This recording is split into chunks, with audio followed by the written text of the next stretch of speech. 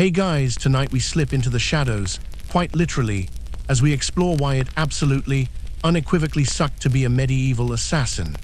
You're crouched in the dark, boots soaked, hands trembling, breathing through your mouth because, well, there's a dead pig rotting nearby and it's doing things to the air you didn't think were legal. You're waiting, again, for some lord's carriage to round the corner so you can cleanly eliminate a target. Spoiler alert, you probably won't survive this. So, before you get comfortable, take a moment to like the video and subscribe, but only if you genuinely enjoy what I do here. And hey, post your location and what time it is where you are. I love knowing where my sleepy little assassins are listening from. Now, dim the lights, maybe turn on a fan for that soft background hum, and let's ease into tonight's journey together. You aren't even officially real yet. That's the first problem. See, unlike knights or monks or even court jesters, you don't have a clear job title. There's no Assassin's Guild ID badge, no helpful Wikipedia article in 1100 AD, and certainly no HR department. What you are is a murky blur somewhere between mercenary, political porn, and whispered legend. People use your name in hushed tones, mostly followed by the words disappear or gut like a fish. And it's not even like you chose this career path. Nope. Odds are you were kidnapped as a child, recruited from some war-ravaged village that nobody could point to on a map. Your options were become cannon fodder in a crusade or become, well, this.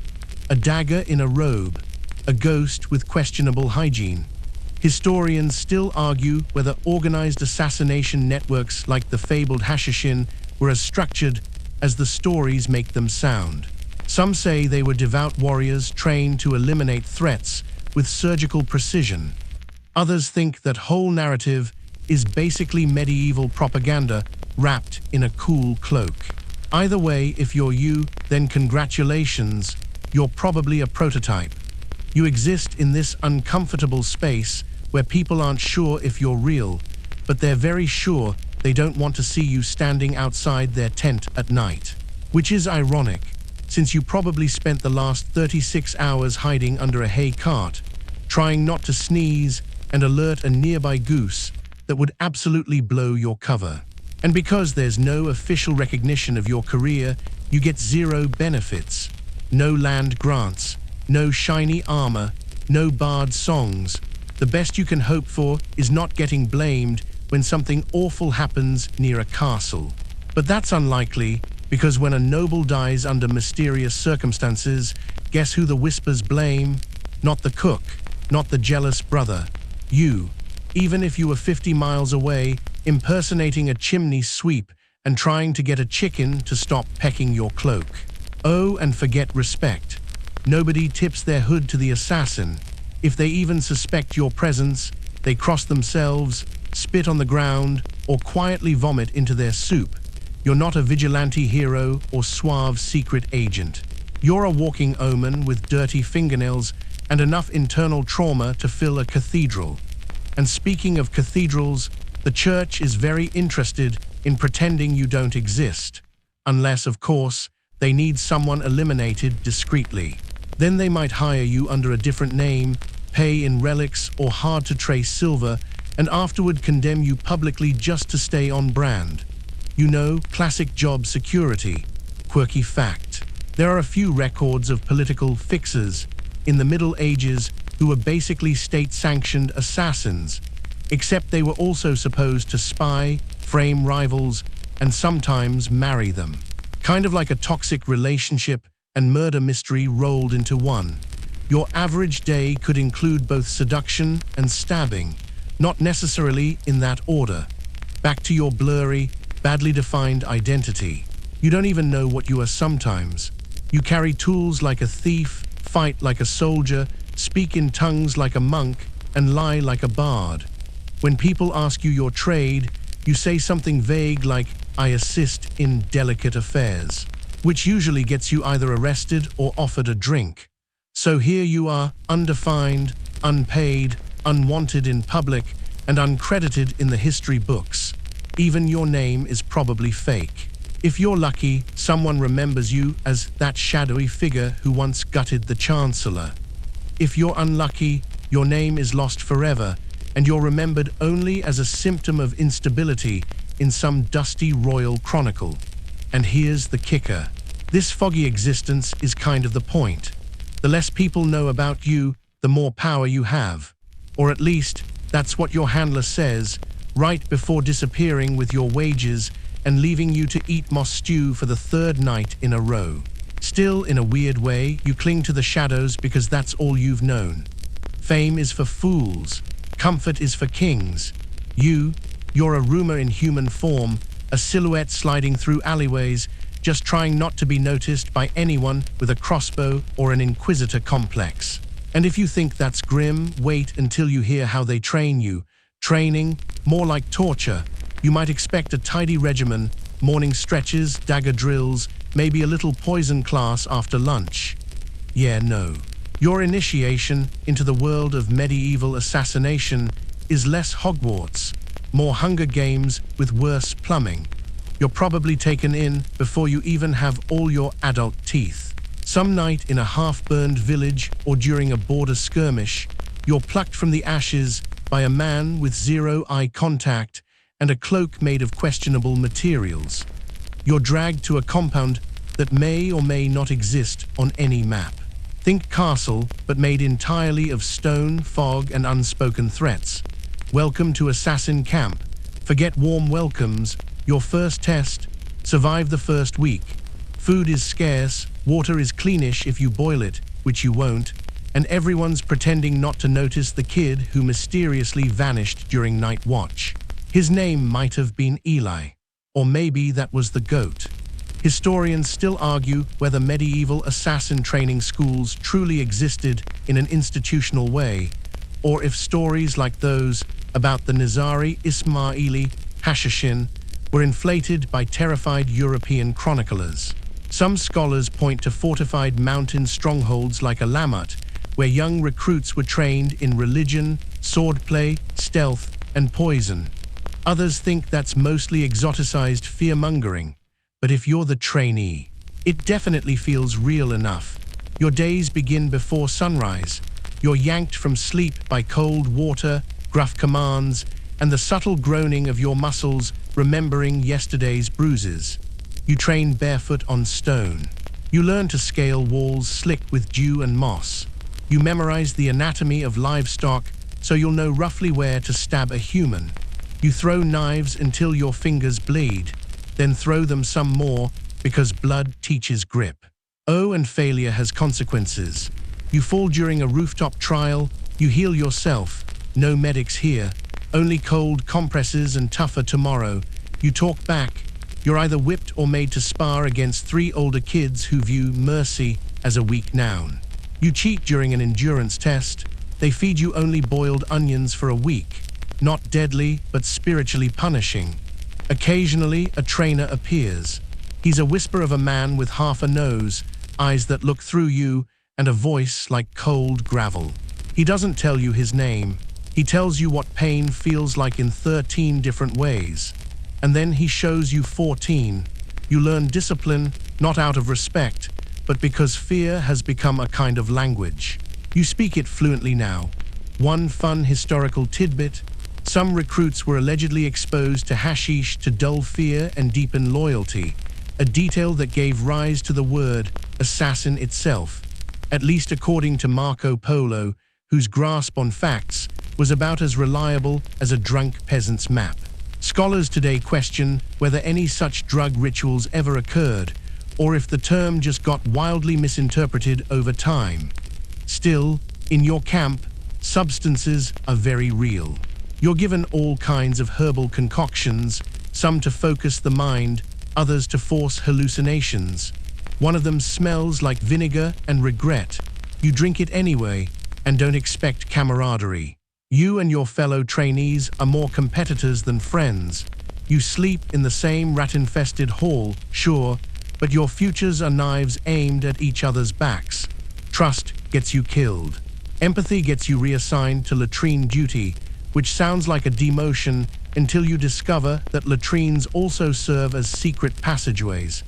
Yes, through the waste. No, there's no towel afterward. When you finally graduate, assuming you do, it's not with a scroll or a handshake. One day, you're simply sent out with a mission and no return instructions. Deliver this dagger to a noble's throat. That's it. Success means another job. Failure means nothing at all, because if you fail, no one's coming to rescue you. And here's a quirky fact for you. Some orders believed that the first kill wasn't for the target, it was for you. A test of whether you could handle the psychological weight. Some recruits reportedly spoke to the dead afterward or stopped speaking altogether. One infamous case tells of a young assassin who began naming his knives after the people he'd eliminated. He called them his choir. Sleep tight. You walk into your first assignment malnourished, twitchy, and filled with the nervous energy of someone who's trained to climb towers faster than he can form coherent sentences. There's no instruction manual, just instinct, paranoia, and a small pouch of coins that jingle too loudly for your liking. You're supposed to blend in. Trouble is, you don't remember what normal looks like anymore. You try to laugh at a tavern joke, and it comes out as a wheeze. You forget that most people don't eat soup with their knives out. When someone offers you wine, your first instinct is to smell for poison, because that's how you were trained. And that's just how they like it. The people who made you into this half-man, half-shadow don't want you functioning in society. They want you operating outside it, loyal only to them, driven by fear, and so traumatized you'll never ask questions. You tell yourself it's for the greater good, that the target you're after is corrupt, a traitor, a tyrant. But deep down you know the truth. You've never met them, never seen the supposed evidence. You're just the blade. And someone else is always choosing who it should point at. Your gear is garbage. You thought maybe there'd be some mystique to this gig. A few elegant, deadly toys. A glinting dagger forged in a secret forge. Some kind of cloaking hood that makes you vanish in torchlight. Something sleek, dangerous, borderline magical. Nope. What you actually get is a chipped knife that smells faintly of onions, a half-rusted short sword that wobbles in its hilt, and a length of rough rope that gives you rope burns just from looking at it. Welcome to the high-tech toolkit of a medieval assassin. You'd think, for a job where precision and silence are everything, the people training you would invest in decent tools. But it turns out metallurgy isn't exactly booming in your remote hillside camp. So your blades are iron, not steel, which means they dull faster than a tavern ballad. You sharpen them on rocks, not even good rocks. Just whatever's lying around near the pig pens. It's like doing surgery with a dinner fork, and the dinner fork is bent. Historians still argue whether professional assassins in the medieval period had specialized gear or just used whatever was available locally. There's evidence that some high-level killers had custom-forged weapons, poisoned rings, or hollow scroll tubes for smuggling toxins. But for the everyday cloak and dagger freelancer like you, you're closer to a medieval handyman than a ninja. You do what you can with what you've got, and what you've got is usually disappointing. Your boots are made of stiff leather that hasn't been oiled since the last eclipse. Every step you take creaks like a haunted cupboard. You try wrapping them in cloth for silence, but then they slip and twist your ankle again.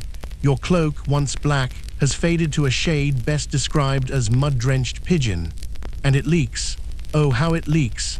Rain, soaked to the bone, dew. Damp armpits before sunrise. You haven't felt dry since the feast of Saint What's-His-Name. And then there's your bag. If you're lucky, it's cowhide. If you're unlucky, it's stitched together from something that still had fur when it was handed to you. Inside it, a vial of poison corked with beeswax, a piece of stale bread, and a map drawn by someone who clearly hated you. North is sideways. Landmarks include weird tree and goat that bites. Speaking of poison, yours is always a gamble. You can't just pop into a medieval Walmart for ultra-effective assassin's blend. You have to make your own, or barter with an apothecary who smells like fermented radish and may or may not be using snake bile as a base ingredient. Even then, the result is unstable, too much, and your target foams at the mouth during a royal feast. Too little, and he just gets a weird stomachache and calls for more wine. Quirky fact: one rare poison recipe involved boiling crushed emeralds into wine. It was so expensive that using it to kill someone was seen as a statement. Unfortunately, it also sometimes just gave them indigestion. You're not exactly working with lab-tested materials here. And let's not forget your crossbow. Oh, the medieval crossbow. In theory, it's your long-range solution. In practice, it's a 6-pound, splintery mess that takes 20 seconds to reload if you're calm, and forever if you're being chased. It jams, it misfires. Sometimes it launches the bolt straight into the ground like it's staging a protest. But still, it's better than the alternative, a thrown dagger, which you're supposed to use with pinpoint accuracy. Except your daggers are unbalanced, the hilts are greasy from the mutton you stole last week, and your wrists are sore from climbing a chimney that turned out to be full of hornets. Great. Now your only projectile weapon is a wobbly dinner knife, and your dominant hand is swollen like a turnip. Historians note that in real-life operations, assassins often didn't rely on dramatic tools at all. They just used whatever would blend in. Knives from the kitchen, fishing line, a heavy book. Silent, effective, and forgettable, which is fine in theory. In practice, you once tried to strangle a nobleman with a lute string and ended up entangled like a drunken marionette. He got away. You got bruises in places you didn't know had names. Even your disguises are a letdown. You dreamt of becoming invisible with the flip of a hood. What you got was a musty tunic 2 sizes too big and a fake beard that gives you hives. One time, you tried disguising yourself as a monk, only to realize monks were forbidden from carrying weapons. You had to hide your dagger inside a loaf of bread. You almost bit into it, twice. And when your tools break, and they will break, guess what? You fix them. With what? Hope, and twine, and spit if you're desperate. There's no blacksmith willing to repair your spring-loaded wrist blade when you don't even have a wrist blade. Just a sharpened spoon bound to a wood splinter with sheep gut. Oh, and one more thing, you don't even get a scabbard. That's right. You've got to tuck your blade into your boot or wrap it in cloth and shove it under your cloak. It pokes, it chafes. One slip and you're bleeding from the hip for the next mile and a half. Your gear is not glorious, it's not sacred, it's not even functional half the time, but it's what stands between you and a painful, embarrassing death. So you learn to respect it, sharpen it with obsessive care, and occasionally mutter threats to it like, "Don't you dare jam today." And even when your gear works, remember, your target is probably wearing 5 layers of quilted armor, traveling with guards, and hosting dinner parties on rooftops. But we'll get to those paranoid maniacs next. Your targets are paranoid freaks. Look, you'd think sneaking up on someone in the Middle Ages would be easy, right? No CCTV, no electric alarms, no drones overhead. Just torchlight, gossip, and the occasional overly vocal goose. Should be a stealth paradise, except your target knows you're coming, always, because nobles back then didn't just fear assassination, they expected it. They practically lived in fear of it. If you're a count, duke, or bishop in a semi-functional fortress, someone is always trying to poison your soup or push you down a spiral staircase. And that means they've turned daily life into a labyrinth of suspicion. You're sent to eliminate one of these figures, and you think maybe you'll catch them at mass or during a midnight stroll. Nope. They pray alone, inside a locked chapel, surrounded by guards, with dogs, angry dogs, dogs who have names like Gut Snatcher, and they're not pets, they're anti-assassin security systems. Your intel says the target sleeps in the West Wing, except surprise. He rotates bed chambers every night based on a system no one fully understands. Even his own servants guess wrong sometimes. One poor maid delivered breakfast to a broom closet. She was demoted to outhouse watcher. Historians still argue whether this level of paranoia was common among medieval elites, or if it was more of a luxury for royalty. What's clear is that assassinations did happen, often, and people learned to counter them with increasingly elaborate routines. Your mark isn't just hard to find. He's a moving target in a human chess game, and you are the pawn everyone expects to be sacrificed. You learn to read signs, fresh footprints, smuggled letters, unusually quiet corridors. But your target's security isn't just physical, it's psychological. He eats from covered dishes, sips only from sealed goblets, and has food tasters who look more anxious than you do. Once you tried slipping poison into his honey wine. The taster drank it, went pale, and shouted, "Finally!" before collapsing. Turns out he was just done with his job, and if the target does appear in public, it's never alone. He'll be in a procession, surrounded by guards, walking beside a body double who looks just similar enough that you'll only know you stabbed the wrong guy afterward. Fun fact: some nobles employed multiple body doubles, rotating them randomly to keep assassins guessing. One duke had 4. His cook accidentally scalded 2 of them during breakfast prep. He was promoted because at least it wasn't you doing the stabbing. There's a rumor that your current mark, Lord Roderick of somewhere you can't pronounce, built a secret chamber beneath his chamber. A bed under the bed, with its own tunnel. No one has seen it, but everyone swears it's real. You once spent 2 nights crawling around under floorboards trying to find it. You found rats, and one surprisingly intelligent hedgehog. No bed. Let's not forget the religious targets. Bishops who live in fortified monasteries with walls thick enough to shrug off a small siege. They travel with heavily robed assistants who double as guards and triple as snitches. You try to infiltrate the clergy, better have your Latin down, and even then, you'd better not cough during prayer. One wrong breath, and every monk looks at you like you farted during communion. Even when you make it to the target, getting a clear moment is a nightmare. You're in position, you've waited all day hidden behind a statue, and finally, he enters the room, only to be followed by 3 scribes, a pet falcon, and some random lute player who won't stop tuning. You adjust, wait for night.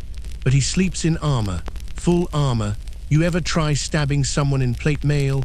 It's like trying to butter a rock. Even if he removes the armor, and that's rare, his door is triple bolted, guarded by a man named Ulrich who can crush apples with one hand and does so daily for fun.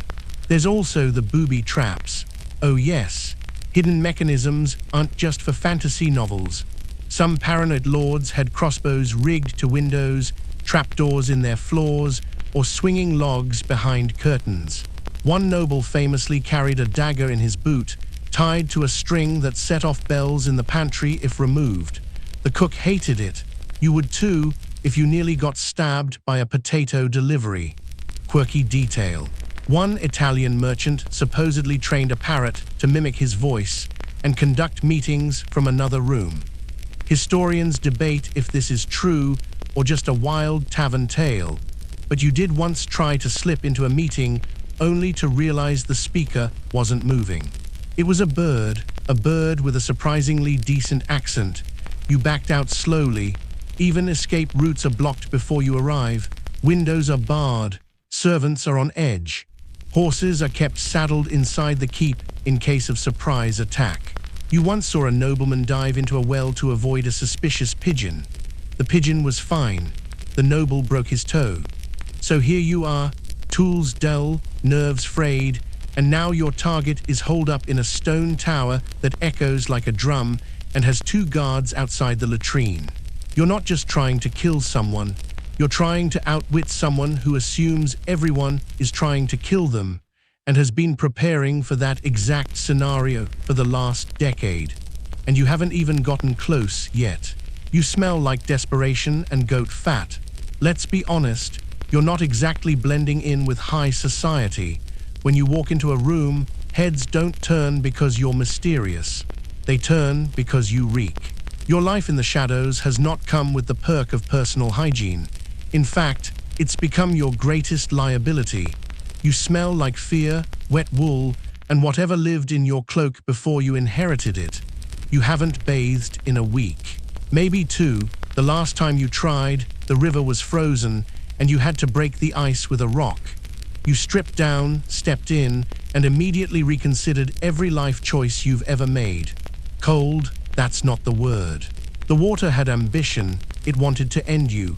You emerged shivering, purple, and still vaguely sticky from the unidentified goo in your boots. And soap, that's a luxury item. The fancy stuff is made with animal fat, ashes, and herbs. The not-so-fancy stuff is mostly just animal fat. One of your fellow agents once made his own using goat tallow. He didn't smell better, just smellier in a more complex way, like a cheese that's plotting something. Historians still argue whether medieval folks were truly filthy or just pragmatically unwashed by modern standards.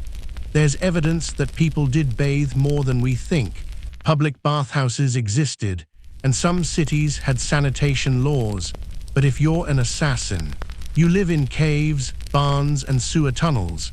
Your personal scent profile is somewhere between smoked meat and wet scarecrow. But the worst part, it's necessary. You want to stink. Because the best disguises are the ones no one looks at twice. You dress as a beggar to get close to nobles. You smear mud on your cheeks and straw in your hair. You douse yourself in stable funk to blend in with livestock. At one point, you wore a sack full of spoiled onions because it got you past the palace dogs without barking. You were not proud. You were also not bitten. That's a win. And yes, your disguises are convincing, if convincing means absolutely vile. You once disguised yourself as a chimney sweep and discovered the soot mixed with your sweat into a glue that took a week to scrape off. You left ash footprints for days. Once, disguised as a fisherman, you hid in a barrel of salted cod. You haven't eaten fish since. Quirky fact, medieval peasants often used rosemary or lavender bundles to mask odor during feast days. You tried that once, tucked a sprig of thyme behind your ear like a gentleman. The guards thought you were a nobleman's lunatic cousin and let you right in. Then the thyme fell into your soup and you choked on it. Your clothes don't help either. Your cloak is soaked through half the time, and when it's dry, it crackles like firewood. Your tunic hasn't been properly washed since you stole it off a clothesline 2 towns ago. It fits poorly, hangs crooked, and smells faintly of mildew and horse breath. Your belt, leather maybe, you hope. It was sticky when you found it. And don't get started on your hair. Long enough to be suspicious, short enough to look cursed. You keep it tucked under a hood or wrapped in a cloth that started white and is now a shade of brown best left undescribed. You tried trimming it with your own knife once. The results were jagged. You now look like someone attempted haircut sabotage during a windstorm. Historians note that some actual medieval spies used aromatic oils to mask their identity. Rosewater, frankincense, that kind of thing. But those people were rich or working in courts. You are in the streets. The only oil you can afford is from a lantern. You once tried it, smelled like roasted despair for 2 days. Still, you need the smell. It's part of the act. You're a shadow among the slop buckets, the kind of person no one talks to, no one follows, and no one remembers. Smell is your invisibility cloak, except it works both ways, because sometimes even you can't stand you. During one mission, you were meant to scale a wall and sneak into a banquet hall. Halfway up, you passed under the kitchen window. The cook leaned out, sniffed, and shouted, "Which stable died under my nose?" You froze, a pig stared. You both knew the truth, and if the weather turns hot, oh, congratulations, now you're sweating through wool, wool that traps every ounce of funk like a cursed sponge. You can see people's eyes water when you pass. You've been offered soap purely out of pity. Sometimes you fantasize about real baths, not even hot ones, just a clean bucket and some quiet, maybe a comb, maybe a second shirt, but you know better. Clean smells like wealth. Wealth smells like a target, and you can't afford to smell like someone anyone might value, so you lean in, you learn how to control the funk, you balance garlic with hay, you choose which sewer to nap in based on airflow. You become an artist of odor, a sculptor of stink. One time, your scent was so strong, it distracted a guard dog long enough for you to slip by. You didn't know whether to be proud or deeply alarmed. But the real danger, when the stink sticks, when you get used to it, when you stop noticing the way your boots bubble when it rains, when you catch your own reflection in a puddle and your first thought is, "Oh good, I blend in with the mud." That's when you realize the dirt isn't a disguise anymore. It's part of you now, and that might be the scariest part of all. Poison is a gamble every time. At some point, someone probably told you poison was the clean way to kill. Efficient, quiet, elegant even. No blades, no blood, no awkward post-stabbing escape through a chicken coop. Just a few drops in a goblet, and your target gently keels over during dessert. So simple, so civilized. Yeah, right, here's the truth. Poison in the medieval world is chaos in a bottle. Every time you reach for that tiny vial tucked in your belt, you're gambling with your mission, your life, and potentially your dinner plans. Because poison isn't just for killing, it's for testing your luck every single time. Start with the basics. Your ingredients, they're either from a sketchy apothecary who keeps eyeballs in jars or foraged in a dark forest where everything either stings, screams, or looks like it wants revenge. Hemlock, belladonna, arsenic, monkshood, famous names now, but to you, they're just a handful of dried leaves and questionable pastes in cracked clay jars that smell like expired despair. Quirky fact: medieval cookbooks occasionally included poisons, not to use, mind you, but to recognize, because poisoning was common enough that elite households trained staff to spot tampered wine or off-smelling meats. So much for subtlety. Now once you have the poison, the real fun begins: dosage. You don't get a nice label that says, "Use 1 drop per villain." You eyeball it. Maybe your handler gives you a recipe, scribbled in a dead language with 2 contradictory footnotes and a doodle that looks suspiciously like a shrug. Too little and your target gets an upset stomach, ruins the rug, and yells at the servants. Too much, and you get caught when their face melts at the banquet table and everyone screams. Historians still argue whether assassins had consistent access to reliable poisons. Some say they cultivated whole gardens of death. Others think most poisonings were acts of desperation, not precision. You tend to believe the second group because nothing about this feels precise, and don't think you're safe just because you know what you're doing. Poison lingers. It gets on your fingers. It seeps through cloth. One time you sneezed after prepping a dose of powdered wolfsbane. Your left eye twitched for 3 hours.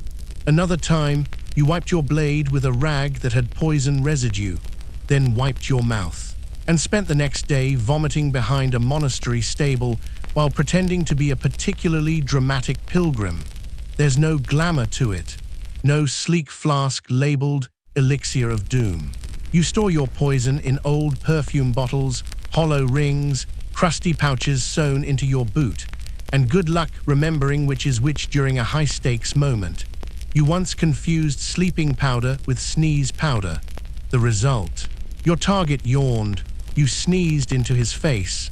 He ordered you whipped for insolence, and somehow that was the good outcome. Then there's delivery. You've got to get the poison into them, and preferably without them noticing. Easy if you're a court servant or their trusted food taster. Not so easy when you're hiding behind a curtain with a turkey leg in one hand and a vial of arsenic in the other. You try slipping it into wine, but they drink from silver cups, which can react to certain toxins. You try lacing their roast pigeon, but they switch plates at the last second. You try soaking the rim of a goblet, but their lover drinks it instead, and now you're on the hook for a very different kind of drama. And even if the poison works, if your victim clutches their throat mid-toast and drops dead in front of everyone, guess what? That's when the real panic starts, because poison makes people nervous. Unlike a clean blade in a dark alley, a poisoned noble sparks interrogations, witch hunts, random arrests. The whole castle locks down, and suddenly you're the suspicious traveler who just asked too many questions about the kitchen schedule. You once spent 3 days pretending to be mute just to avoid conversation, which was fine until a guard recognized you from another town where you'd been very not mute and very interested in the local well's access to the noble's wine cellar. Even worse, sometimes your target doesn't die, they just change. They get sick, sure, but then they recover, and now they're paranoid. They stop drinking wine altogether. They test every dish with a pet mouse. One countess started having her food pre-chewed by a servant. The servant wore gloves and a blindfold. You know what that does to your plans? Nothing good. There are apothecaries, sure, herb masters with jars of nightmare paste and 600-year-old recipes that involve things like ground beetle shell and unicorn horn. Spoiler. Not actually unicorn, but they're expensive, flaky, and like to talk. They also love riddles. You ask for something fast and fatal, and they hand you a bundle wrapped in spiderwebs and say, "This will silence what must not be heard." Is that a metaphor? Is it cursed? Is it just mold? You'll find out, maybe. Quirky side note, in some regions, poisoners were regarded with a kind of grotesque respect. Kings even employed them, under different titles, of course. Taster, advisor, court physician. But if you're working from the shadows, you don't get respect. You get suspicion, spit, and a seat no one else wants to sit in, just in case. You start to hate poison. Not because it's ineffective, but because it's messy. It's uncertain, it lingers. It makes every cup you sip, every cut on your skin, a possible trap. And it teaches you one unavoidable truth. If you poison others long enough, one day, someone will try to poison you. You begin to test your food. You stop trusting taverns. You carry a sliver of silver and dip it into every drink. It's tarnished, mostly useless, but it gives you just enough comfort to take that first sip. You also carry charcoal powder wrapped in linen. If things go wrong, you'll chew it and hope for the best. And sometimes, on the rare occasion poison actually works, you don't even feel relief. You just feel tired, because now you have to vanish, fast, before someone finds the empty vial, before someone smells the almond scent on your fingers, before you drink from the wrong goblet yourself. It's not glamorous, it's not clever, it's not clean, it's just another bad night with a bitter aftertaste. Getting paid is a nightmare. You'd think that for someone who risks their life crawling through sewage, scaling stone towers, and impersonating vomiting pilgrims, the payout would be worth it. Enough coin to vanish into the countryside. A pouch so heavy it clinks with satisfaction. Maybe even a cottage with a roof that doesn't leak. But no, you kill a man, quietly, professionally, artistically, and instead of applause you get. The client says wait by the barn for the drop. You wait some more, you get rained on. The barn smells like something died inside it twice. Finally, someone arrives, usually a shifty kid with a sack and absolutely zero respect, and he tosses you 5 silver pieces wrapped in old cheesecloth. That's it, that's your legendary reward. You ask where the rest is, and he shrugs and says something like, "Expenses in it," before disappearing into the fog. Historians still argue whether freelance assassins in the Middle Ages were handsomely paid or just used and discarded. Some say elite killers were showered with land and titles. Others argue they were ghosts, hired, discarded, forgotten. You tend to believe the second camp, especially when your reward pouch is lighter than the one you started with. Because here's the thing, you have no contract, no name, no union. You can't just waltz into the castle treasury and say, "Hi, I eliminated your political headache. Pay up." You rely entirely on middlemen, messy, twitchy intermediaries who speak in code and disappear like smoke the moment things go sideways. These handlers are everywhere, dressed like monks or fishmongers. Or in one bizarre case, a man who only communicated through a hand puppet shaped like a rooster. You do the job, you wait for the handoff, and sometimes, just sometimes, it happens smoothly. You get your coin, your instructions for the next job, and maybe a dry piece of bread if you're lucky. Other times, nothing, silence. You pace around a pigsty for 3 days waiting for a courier who turns out to have been arrested for goat theft. The contact dies, or flees, or reinvests your payment into a dice game he loses in spectacular fashion. Quirky detail: in Venice, records exist of secret payments made to agents for special duties that were never explained in detail. It's likely some of these were quiet hits, but even in those situations, the payments were tucked into obscure civic budgets, coded like canal maintenance or document recovery. Even on the books, you were off the books. And the payment isn't always money either. Sometimes it's information, sometimes it's immunity. Once, it was a goat, a very unpleasant goat with one eye and a bad attitude. You tried to trade it. No one wanted it. You ended up eating it, and you're still not sure that was the right decision. Then there's the question of when you get paid. Before the job, rare, that's when they're most likely to ghost you. We've reconsidered, they say, or the Duke made peace with the Baron, or we never asked you to do anything at all. You're left holding a poisoned apple, alone, with nothing but regrets and a fake moustache. After the job. Better but risky. You complete the mission, clean as can be, only to discover the client has suddenly died. Not your fault, different assassin, or they were never real to begin with, just a contact name whispered in a tavern. Or worse. They decide not to pay, because what are you going to do? File a complaint. Dear sir, your dishonorable refusal to compensate me for the covert stabbing of your enemy has deeply wounded my sense of professional pride. You have no leverage. You can't threaten them without exposing yourself. You can't appeal to morality, and you definitely can't go public. Your best hope is to disappear fast, take the small payout, and hope the next job comes with less risk and slightly more silver. Once you were promised a pouch of florins hidden under a chapel floorboard. You found it after nearly getting caught by a nun with very accurate aim, and it turned out to be filled with buttons and one note that said, "Nice try." You kept the buttons, you still don't know why, and don't get romantic about loyalty bonuses. That's not how this works. The more useful you become, the more dangerous you are to everyone. You know too much, you've seen too much. The minute you become noticeable, you become expendable. And then they start sending people after you. Yes, you read that right. Assassins kill assassins all the time. Clean up jobs, loose end duties. You once heard of a man who took out 7 rivals in 1 month, all assigned by the same client who'd hired them. When asked why he did it, he just shrugged and said, fewer people to split the payment. Speaking of splitting, sometimes your job comes with a team, which means splitting the payment, which means arguing with people who think their contribution was more valuable. I distracted the guard. I made the poison. I tied the chicken to the window. It gets petty fast. You once watched 2 killers wrestle over 1 silver coin until a guard found them both.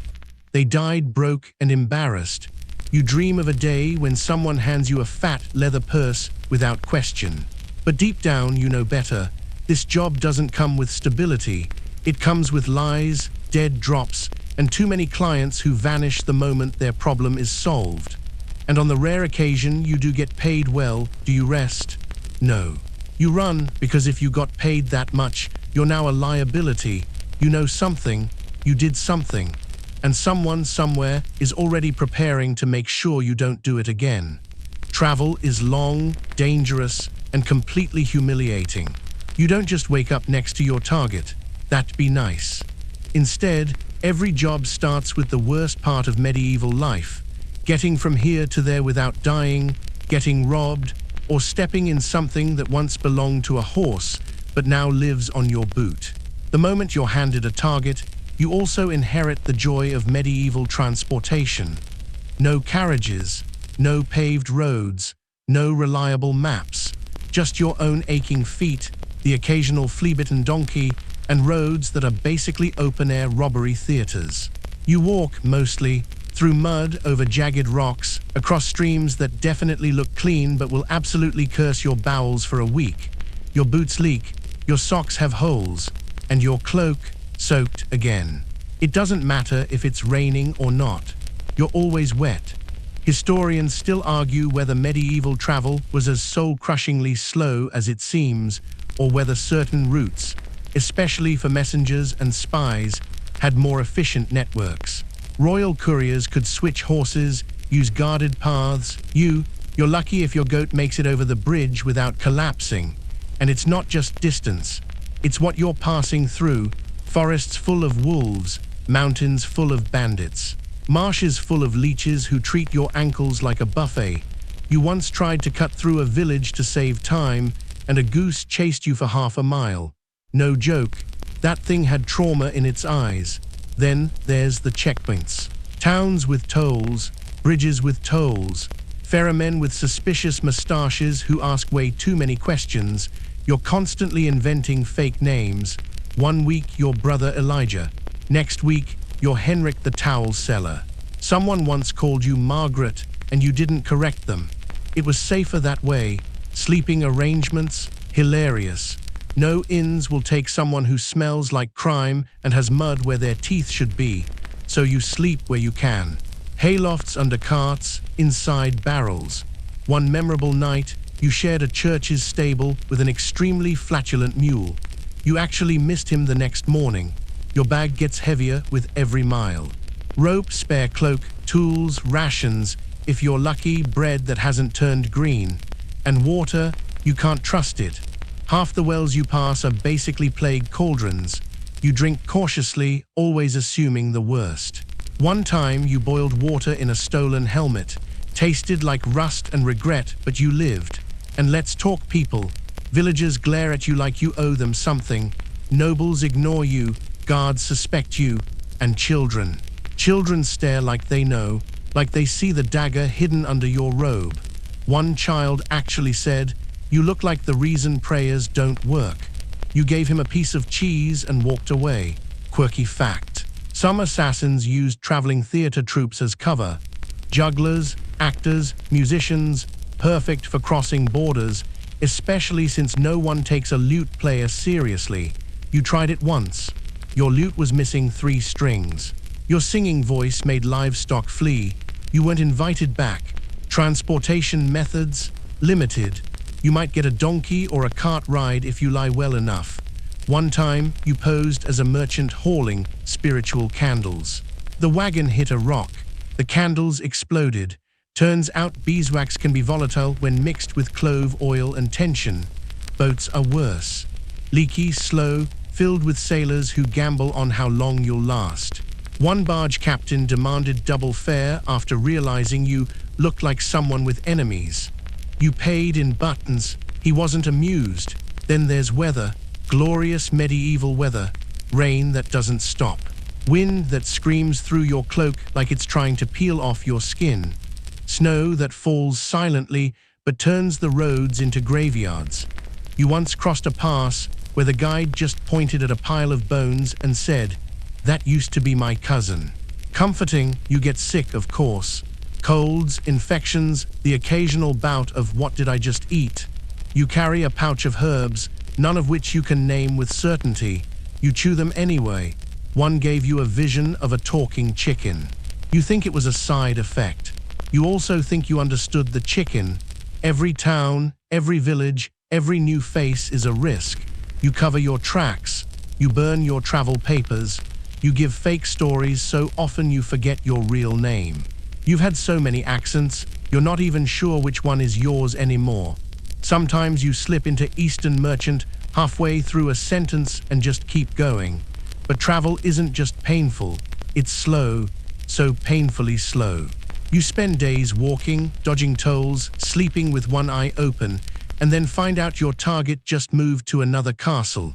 One more day away. You don't scream, you just walk, quietly, like the broken soul you now are. Historians note that some assassin groups actually had hidden shelters, safe houses with supplies, fresh clothing, forged papers. You found one once. It was real. It was also on fire. You took a loaf of bread from the ashes and kept moving. Your body becomes numb to the journey. You stop noticing the blisters. The hunger becomes familiar, a low hum beneath your thoughts. Your shoulders ache from the constant weight, but your mind, always sharp, always watching, because any face might be a spy, any village might be your trap. And when you finally arrive, you're filthy, exhausted, paranoid, but there's no rest. You're not there to recover, you're there to kill. And then to disappear again. Travel never ends. It's just the time between jobs, one foot in front of the other, always forward. Because the road doesn't care who you are, it just wants your boots. And it will take them eventually. You never know who's lying to you. There's a reason you don't trust anyone. Not the noble who hires you, not the informant with wine-stained teeth, not even the old lady who gives you soup and says you remind her of her son. He died in suspicious circumstances, by the way. In your world, lies aren't just common, they're currency. Everyone is buying time or selling secrets, and usually both. You're told to kill a man for treason. That's the story. He's allegedly plotting to overthrow the crown, or poison his rival, or run away with someone's very married wife. Fine, you do your job, you sneak, you stab, you vanish. Then, days later, you hear a rumor that man was innocent. He was framed, or worse, he was the loyal one, just inconvenient. Maybe he knew too much. Maybe he wasn't corruptible, so they got rid of him using you. Historians still argue whether assassins were tools of justice or chaos. Some were state-sanctioned, others were mercenaries playing all sides. But at your level, you're not enforcing order, you're enforcing whoever paid you first.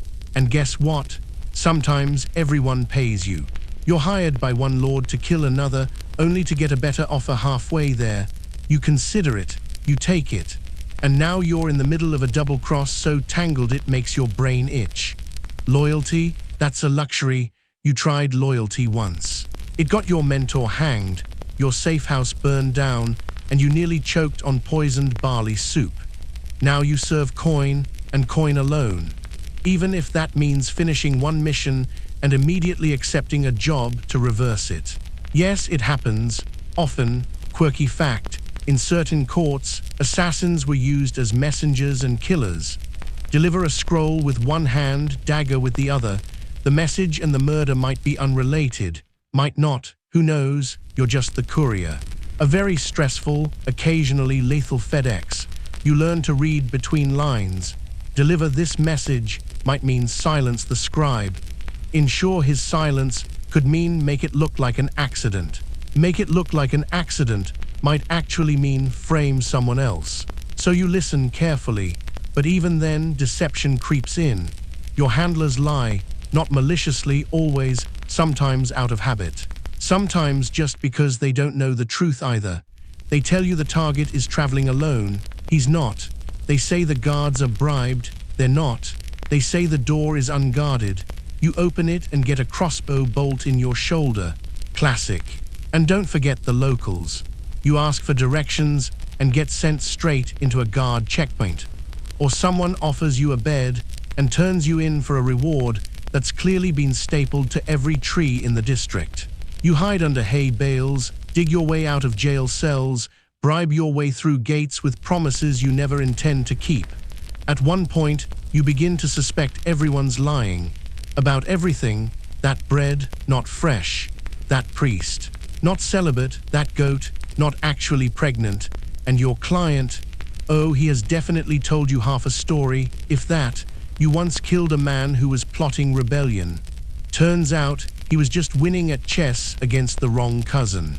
Another time, you refused a job because it smelled fishy, and then found out the target had already been dead for 3 days. Someone just wanted a story, a false trail. You would have been a loose end, or the next mark. You're paranoid for a reason. Even allies are temporary. Fences who buy your stolen goods. One day they flip. Informants you bribe. They play both sides. You once had a stable boy you trusted to deliver messages. He betrayed you for a meat pie. A very small meat pie still stings, but the worst liars, the clients who pretend you don't exist. You kill for them, blade for them, and then, when the dust settles, they disavow you like an embarrassing cousin at a wedding. Never met him, they say, must be a rogue agent. You try to protest, they arrest you for murder. Bold move. Historians have found letters from medieval rulers referencing unofficial actions taken in their name, coded language likely referring to assassinations. No names, just vague instructions. It's how they stay clean. You're the one with blood on your hands and a wanted poster with your worst likeness nailed to a gallows post. So you adapt. You create layers. You wear disguises under disguises. You plant false rumors about yourself. You fake your death. Twice. One time involved a pig bladder full of blood. Another required setting your own cloak on fire and diving into a river. The crowd applauded.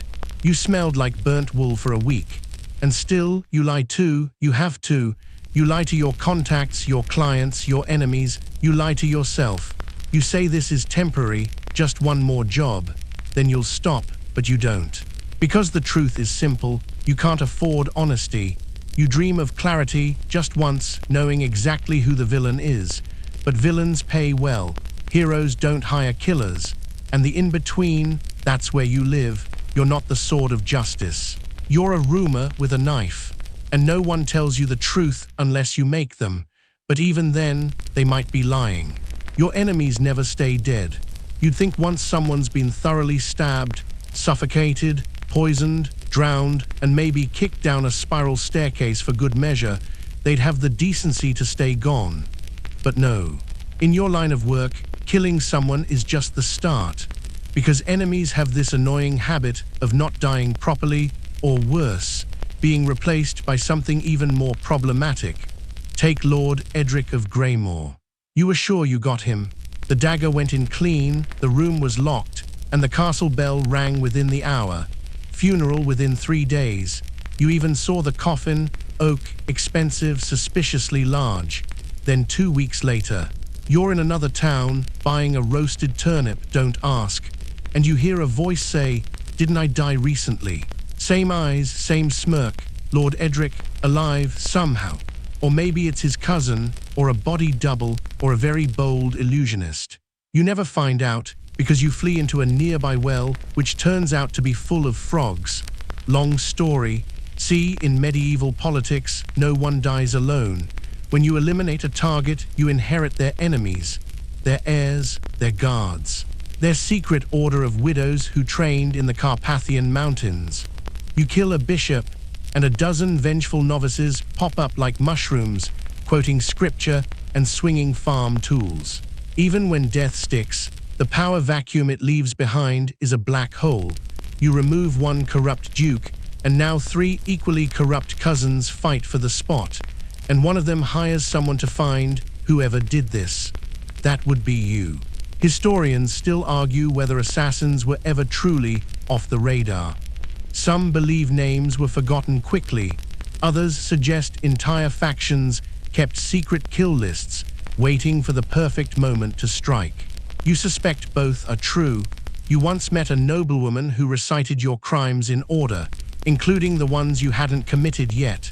Then there's the doppelgangers. Nobles love decays. You've heard of lords who trained actors to mimic them so well even their wives couldn't tell. You killed one of these impersonators once. Beautiful work, perfect timing, and 2 hours later, the real lord showed up at his own wake. And don't forget magical rumors. The Middle Ages were full of superstition. Kill someone important enough, and people will say you can't. He has iron blood. She wears a saint's finger bone. They made a pact with something deep in the woods. These aren't just stories, they shape how people act. One of your targets wore a cursed necklace made from bat skulls. It didn't work, but you had nightmares for weeks. Quirky fact. In Eastern Europe, some nobles were buried with sickles over their necks, just in case they came back as vampires. You once broke into a crypt and tripped over one. cut your leg, bled on a chalice, ran away limping, convinced you deactivated something ancient, still not sure you didn't. But let's say your target is definitely dead, body confirmed, public burial, mourning banners flutter in the streets. Success, right. Except no one told their secret apprentice, or their bastard son, or their loyal dog trainer who now thinks you are the Antichrist. That's the real problem. Enemies don't end with the target. They ripple outward. You once killed a merchant prince who'd betrayed his guild. Weeks later, every dockworker in the city seemed to know your face. You couldn't step near a tavern without someone whistling "The Butcher of Barlam Pier." You changed your look. Cut your hair, grew a mustache. Didn't matter. Some kid yelled, "That's the nose." And suddenly you're back to hiding in pig carts. And if the target had ties to the church, congratulations. Now you're being hunted by fanatics who think you're possessed. You try to tell them it was just a political hit. They throw holy water at your feet and hiss. You've lost 3 pairs of shoes that way. One time you were hired to end a corrupt judge. You succeeded, you celebrated.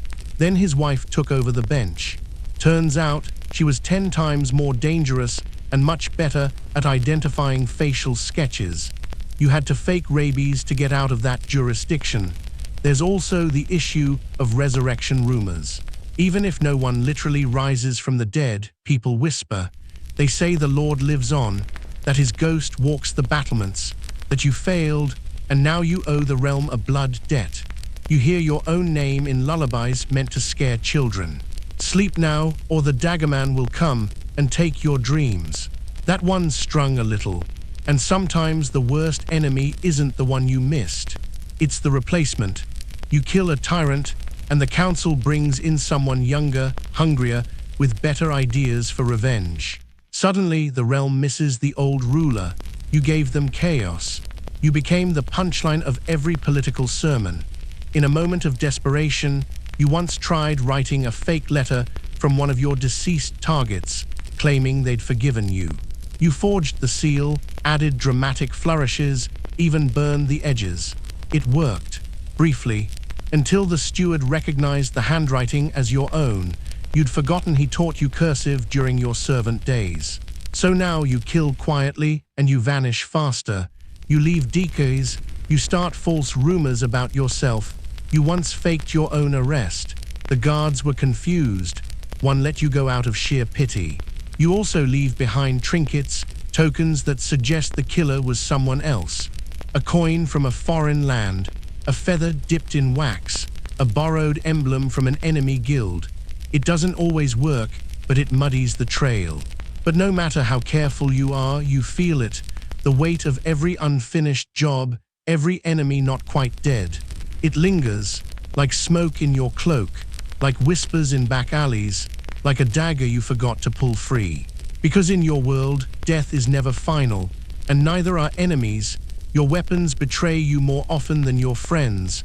At first, the dagger feels like an extension of your hand, balanced, dependable. It slips into sleeves, boots, and necks with equal ease. The crossbow, silent and effective. The garrote, elegant if you're into that sort of thing. You trust your tools more than people, because at least your dagger doesn't lie. But over time, you learn a harsh lesson. Your weapons will fail you when you need them most. And unlike friends, you can't talk your way out of a snapped bowstring or a jammed blade. You just have to deal with it, quickly, or die trying. You once had a throwing knife so perfectly weighted it was basically family, slept with it under your pillow, oiled it daily, named it Quiet. Then, in the middle of a tense rooftop infiltration, you draw Quiet and drop it off the roof. Into a pig pen, the pigs squealed. The guards heard, you jumped into the pigs. Goodbye, dignity. Historians still argue whether medieval assassins used highly specialized weapons or just whatever was available. Some references speak of custom daggers, exotic poisons, collapsible crossbows. Others suggest most killers just grabbed whatever was sharp and didn't squeak. You've tried both strategies. Neither works consistently. Let's talk crossbows. Yours takes 4 steps to load. First, plant the butt against your thigh. Second, loop the string over the stock. Third, crank until your elbow cracks. Fourth, gently slide the bolt into place without slicing your finger, all while hiding in a crate or bush or under a very judgmental goat. If a guard rounds the corner, you're holding an awkward bundle of metal and rope, not a weapon. You look like a man struggling to build IKEA furniture during a siege. Then there's the weather. Rain rusts your blades. Cold stiffens your bowstring. Humidity warps your wooden handles until your favorite knife curves like a banana. You've had garrote snap mid-strangle, forcing you to improvise with a belt. It worked, but it wasn't graceful. Quirky fact: some assassins used carved wooden stakes soaked in toxins, hidden inside walking sticks or false prayer scrolls. You tried this once. The stake fell out in church. A monk picked it up, looked at you and whispered, "Repent harder." You left through the window. You also carry smoke powder. Sounds dramatic, right? A quick puff, a distraction, a vanished assassin. Except your batch is homemade. Sometimes it puffs. Sometimes it explodes. You once threw it at a guard and accidentally set fire to a tapestry. The resulting chaos worked in your favor barely. Your eyebrows didn't recover for months. Even your clothes betray you. That hidden wrist blade looks great until it catches on your tunic seam. You lunge and nothing happens. You once had to strangle a target with your cloak belt because your fancy mechanism jammed and made a sad little clink noise. Your victim looked confused more than scared. You keep backups, hidden blades, boot knives, a sharpened hairpin, but in the heat of the moment they vanish. You reach for your thigh pouch, gone, ripped off in a scuffle. You reach for your sleeve, empty. Wrong cloak, you end up wielding a broken chair leg and screaming like a deranged bard. It works, but again, not your finest hour. And the worst betrayals? Noise. You spend an hour sneaking across rooftop tiles, stepping just so, moving like fog, and then your belt buckle clinks. Loudly echoes off the stone walls like a church bell of failure. You freeze. Somewhere below, a guard coughs. Somewhere above, a raven laughs. You consider becoming a librarian. You've tried silent weapons, slings, blow darts, poisoned pins. But each one has a failure story. You blew a dart once and inhaled it by mistake, nearly choked. Had to pretend it was a religious seizure while stumbling into a tavern. No one bought it. You did get free bread, though. Sometimes your enemies use your weapons against you. You stabbed a knight once, clean hit, but his armor caught your blade and yanked it out of your hand. He looked down, picked it up, and said, "Is this yours?" You ran. You'd rather be mocked than skewered with your own tool. There's a reason you now carry a rock. Yes, a rock, not fancy, not sharp, but it won't break, bend, jam, or draw suspicion. You've used it to smash locks, distract dogs, knock out a steward, and break open a stale loaf of bread. You trust that rock more than any sword you've owned. Still, you dream of better gear, a hidden blade that never jams, a garrote that's made of angel thread, a crossbow that loads with a whisper and never misses. But that's fantasy. You get what you get, and you fix what you can. You've spent whole evenings sharpening knives in candlelight, whispering threats to your bowstring. You once sewed your blade's leather grip back together with horsehair. Quirky tidbit: in some noble courts, weaponsmiths made presentation daggers, blades so ornate they were basically jewelry. You found one, stole it, used it once. It shattered against chainmail. You sold the pieces to a blacksmith who laughed for 10 straight minutes. You learned to adapt. You train with everything: spoons, curtain rods, ink bottles. You once defeated a guard using a tankard, a string of garlic, and a very aggressive sneeze. Improvisation becomes your best friend because tools fail, but the worst betrayal is internal. Your hands shake, your grip slips. You hesitate for half a second, and your tool turns from weapon to liability. You're not just fighting guards. You're fighting time, weather, entropy, and your own nerves. So every night, you lay your tools out like sacred relics. You clean them, sharpen them. You beg them silently to please behave tomorrow. They won't, but you'll still carry them. Because in the end, your weapons may fail, but at least they don't lie to your face. Your disguises are usually terrible. Oh, the fantasy. You picture yourself melting into crowds, slipping through noble estates as a wealthy merchant, maybe even fooling a high priest with your flawless Latin and saintly robes. You dream of wigs, false noses, whole wardrobes stitched in secret by a loyal tailor with a mysterious past. But in reality, you are a potato in a hat. That's what it feels like most days. Your disguises are last-minute, moth-eaten, and suspiciously damp. They're thrown together from stolen laundry and whatever's hanging on the back of a door. You're more likely to be mistaken for a beggar with boundary issues than a silk-robed ambassador. You once tried posing as a baker, found a white apron, covered your hands in flour, even practiced your "Good morning, Mrs." smile. The moment you stepped into the village, a real baker screamed, "That's my apron," and tackled you into a sack of onions. The guards arrested you for bread fraud. Yes, that's apparently a crime. Historians still argue whether medieval assassins had access to professional disguise equipment. Some suggest underground networks maintained wardrobes of high-end garb. Others argue most killers just muddied their faces and hoped for the best. You know the answer. Unless you're working for royalty, you're using chicken feathers and wine stains to look important. Your go-to move is the humble cloak. Hood up, eyes down, maybe a limp for sympathy. But you're not the only one who thought of this. By now, half the market square is cloaked. One guard even asked you once, "You're not another one of those, are you?" You just coughed and walked faster.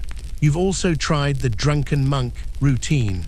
Robes are easy to find, monasteries lose them constantly, and you shuffle around muttering psalms and hiccuping.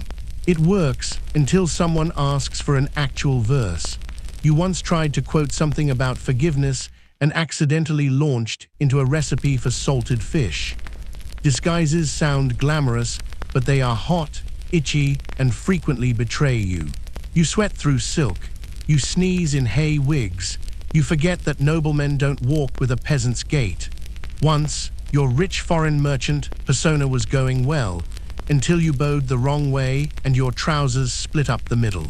Then there's makeup. Oh yes, ash for shadow, berries for bruises, clay to change your skin tone slightly, although that one almost killed you after a bad batch gave you a rash shaped like a goose. You tried eyeliner made from lamp soot. Got it in your eye, walked into a door. And the wigs, let's talk wigs, they're never the right size.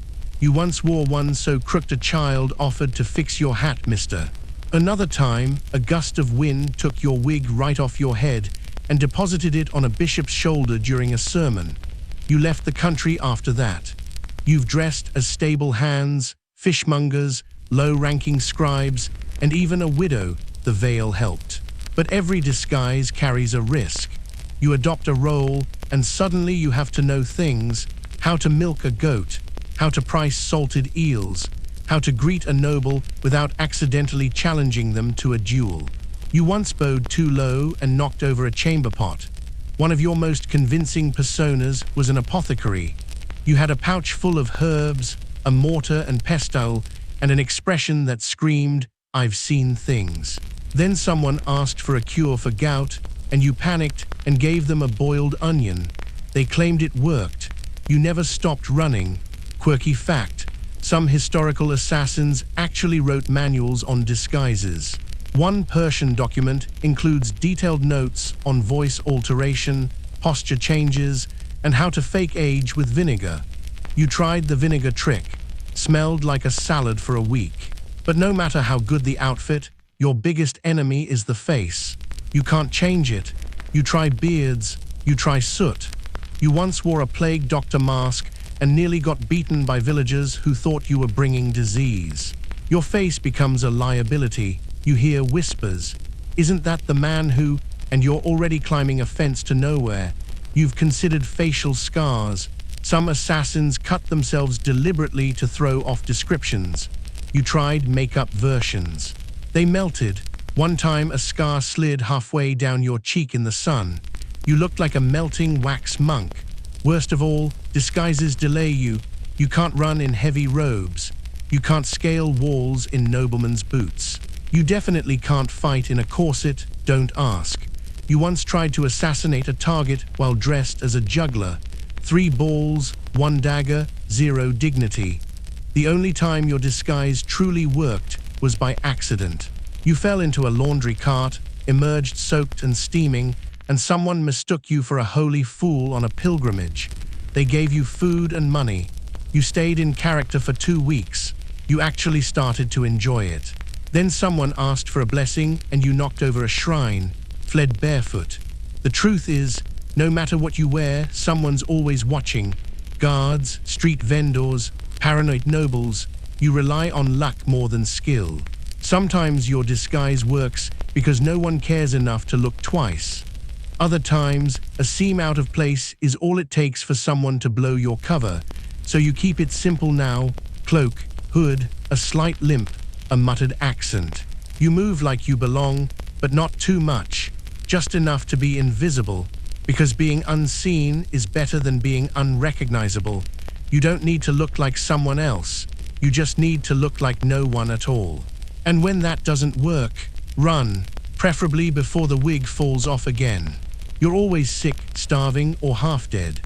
The glamorous life of an assassin, skulking across rooftops, whispering secrets into the dark, pulling off impossibly precise kills, while simultaneously running a fever, nursing a broken toe, and trying to remember when you last ate something that didn't scream back.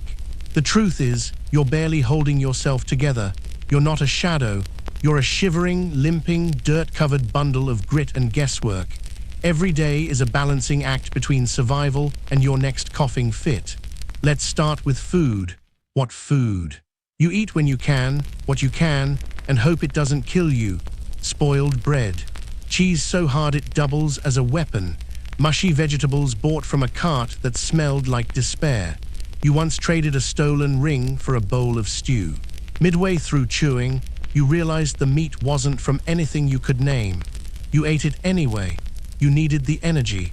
Sometimes you go days without food. You ration dried beans and dream about roast pheasant while chewing on a turnip like it owes you money. Once a rat ran off with your last biscuit. You considered eating the rat. You almost caught it. It bit you. Historians still argue whether medieval assassins had support systems, safe houses, supply caches, patrons who sent food and medicine. Some did, others lived like cornered animals. You naturally fall into the latter category. No safety net, just wits, luck, and a pouch of stale oats. Then there's water. Clean water is a myth. You drink from wells and streams that double as laundry stations and livestock spas. You've boiled water over a candle. You've filtered it through your sock. You've prayed over it.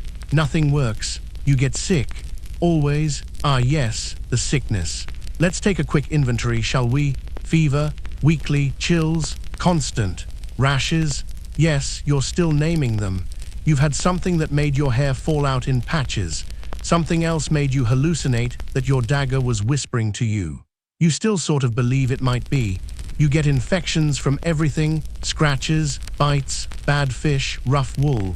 You once nicked your finger on a rosebush and nearly lost the whole hand.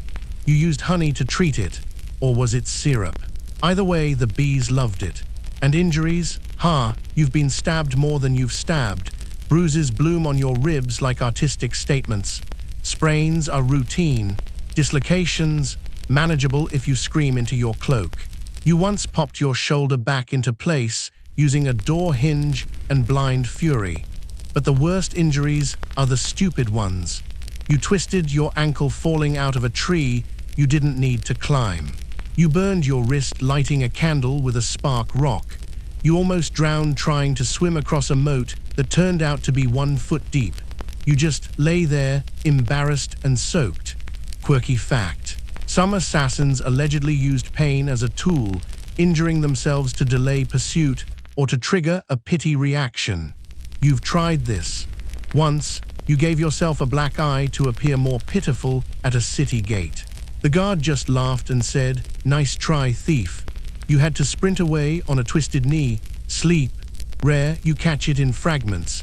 Under carts, behind barrels, in chapels where the mice crawl across your legs like judgmental nuns. You sleep with one eye open and a knife under your spine. You dream of warm blankets and wake to rats chewing your bootlaces. Even when you can sleep, you don't really rest. Your body's always alert. You dream about missions gone wrong, about hands grabbing you, about voices shouting there. Right before you bolt awake and knock over a lantern. You set a bed on fire once that way. You didn't even apologize. You just ran. You can't ask for help. You can't visit healers. They ask questions. You can't go to apothecaries unless you want your name passed to guards by sunset. So you improvise. You make salves from moss and mud. You chew bark because someone told you it might help headaches. You wrap sprains with strips of old maps. One time, you bled so much you tried cauterizing the wound with a heated spoon. It worked. Also, it hurt worse than anything you've ever done, including the time you fell off a roof into a beehive. Long story. Then there's the cold. You are never warm. Cloaks soak. Fires draw attention. Even your boots seem to hold in frost like it's a souvenir. You've worn 5 layers and still felt your toes go numb. You've stolen blankets from clotheslines and hugged yourself into a shivering ball in empty barns. And what does sickness and hunger do to your mind? It frays it. You forget things. You double-check your dagger placement 5 times. You leave the wrong coin at a bribe and nearly blow your cover. You start imagining guards around every corner, even when you know there's none. Worse still, you doubt yourself. Did you really see the informant give the signal? Was that guy looking at you too long, or is your fever making your eyes lie again? You once interrogated a scarecrow, very politely. You apologized after. You're not just sick, you're tired, bone tired. And yet you move because you have to, because stopping means failing, or dying, or both. So you learn to function through it. You hold your side while running. You cough into your sleeve and still stab true. You bite down on pain and pretend it's just another part of the job, because it is. You survive not because you're strong, but because you're too stubborn to lie down. And yes, you know that can't last forever, but maybe just long enough. There's always a witness. Always. You pride yourself on being unseen, silent, swift, more rumor than man. You plan your moves like a chess master, count shadows like coins, and vanish before the first drop of blood hits the floor. At least, that's the fantasy. The truth, someone always sees.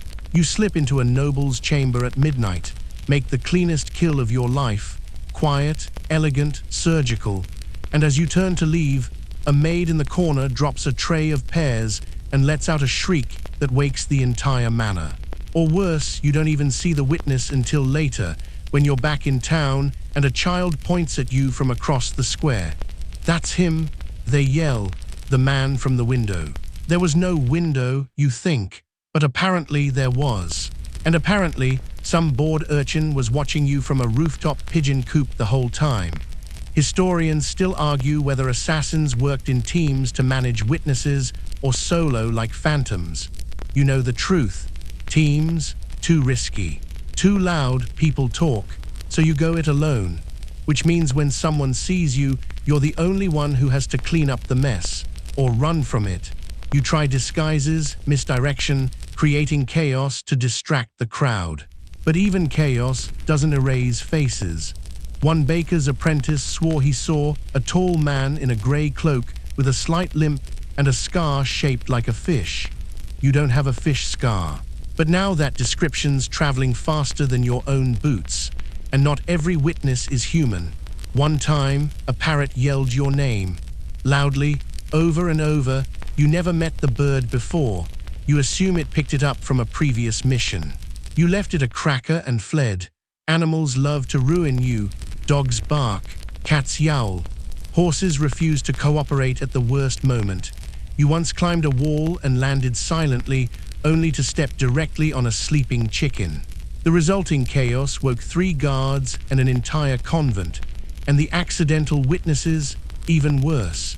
The shepherd wandering past the wrong hill, the drunkard stumbling out of a tavern just as your target slumps to the ground. The guard who just happens to look up while you're rappelling from a parapet like an overconfident spider.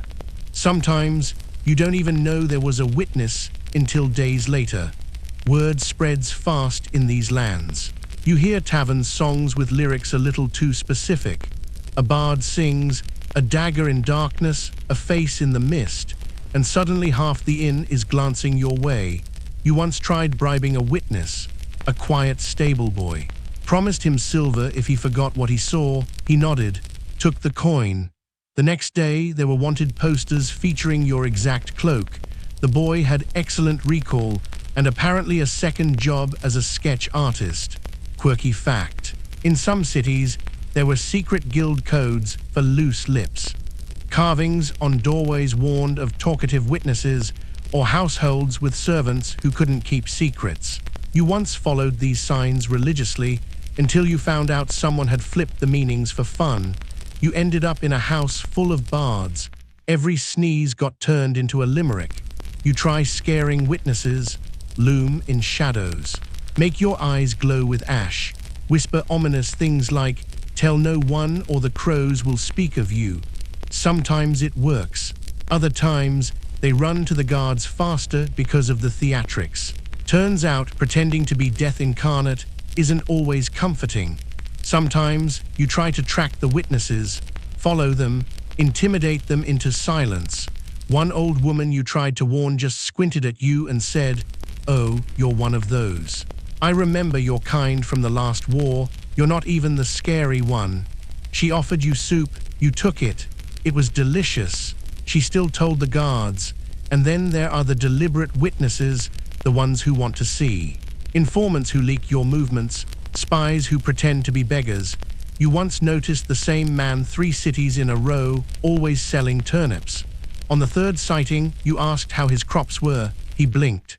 "I sell onions." You ran. Even silence is dangerous. A witness who says nothing still knows. You pass them in a crowd later and they stiffen. Avoid your eyes. That's how you know. And now your mind races. Do they know who you are? Will they talk eventually? Are they following you now? You tried adopting a code, no witnesses. But reality doesn't care about codes. People are everywhere. Children hide under carts. Lovers sneak into gardens. Monks sleepwalk. The world is cluttered with accidental observers who didn't mean to see, but did. You once tried leaving fake clues to mislead witnesses. Left a red ribbon with an enemy sigil. Spilled wine to resemble blood. One time you planted a dummy body stuffed with hay and pig's blood. A guard poked it, declared it suspiciously lightweight, and lit it on fire. So much for theatrics. Your best disguise is anonymity, not looking like a killer.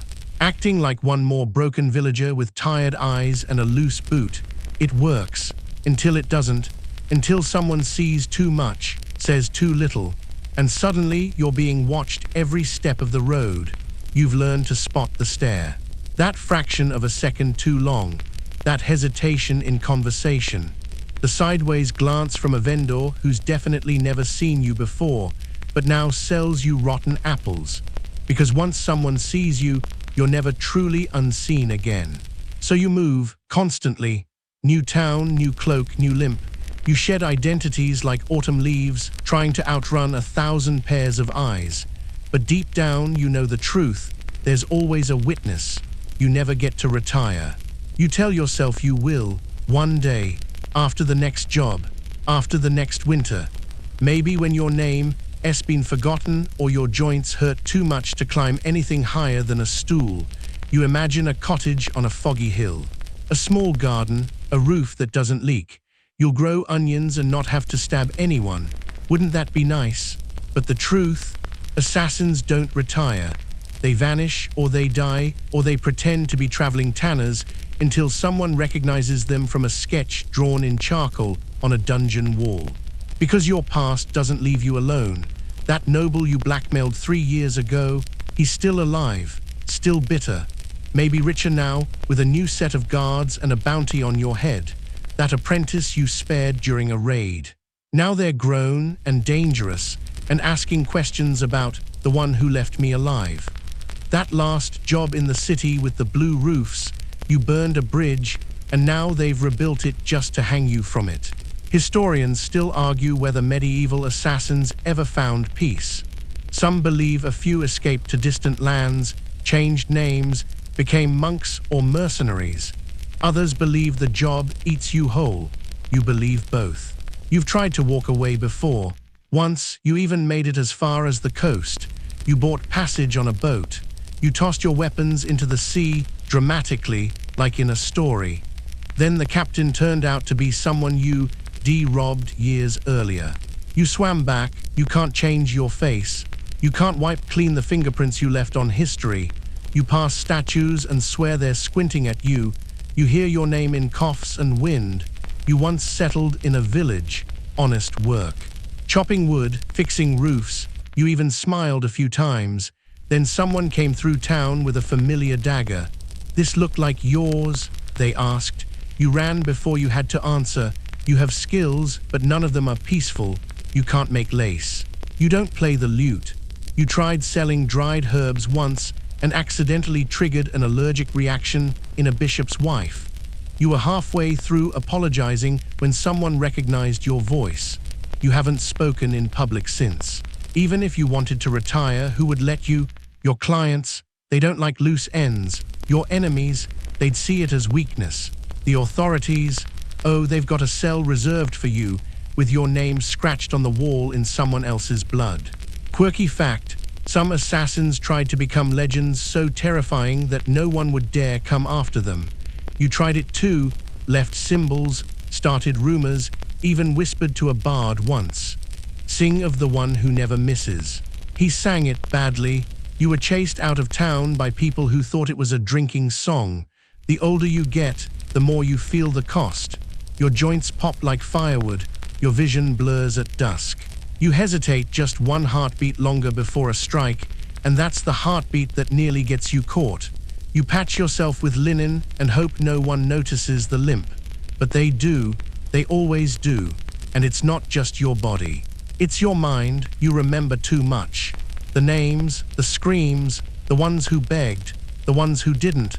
They crowd your dreams and your silences. You forget who you used to be. Did you ever laugh, really? Did you ever sleep without clutching something sharp? You once found a field of poppies and sat down in it, letting yourself forget for a while. Then a farmer shouted at you for crushing his crop and chased you off with a pitchfork. That felt about right. There's no pension, no farewell party. No one hands you a medal for years of clandestine murder. You get rumors and fear and the occasional bucket of cold soup tossed your way. You try to disappear. Really try. You even fake your death again, this time with more flair. A burning boat, a floating cloak, a staged eulogy delivered by a confused monk. You think it worked. It didn't. 2 weeks later, someone leaves a coin under your mug with your symbols scratched into it. They know, someone always knows, and yet you keep hoping that one day you'll find a place quiet enough, remote enough, forgettable enough. You'll dig a small garden, plant garlic, watch the sun rise without flinching, but not today, because someone else has hired you. Someone else has whispered your name into candlelight, so you lace your boots, sharpen your knife. Ignore the ache in your shoulder, and you vanish once more into the mist, because assassins don't retire, they fade, they survive, they disappear. So now you find yourself walking, not running, not hiding. Just walking quietly, slowly, somewhere in the dark. There's no name on your lips, no mark to strike, just the sound of your own footsteps on soft, mossy earth and the memory of lives lived in the spaces between shadows. You're tired. Of course you are. The weight of 100 secrets pulls at your spine. The quiet aches in your knees speak louder than the screams ever did. Every breath is a reminder that you made it one more night, one more step. The wind picks up, gentle now. It comes through tall grass, carries away whispers and blood and the faint copper scent of regret. You let the night take what it will. For once, you don't resist. Up ahead, a ruin.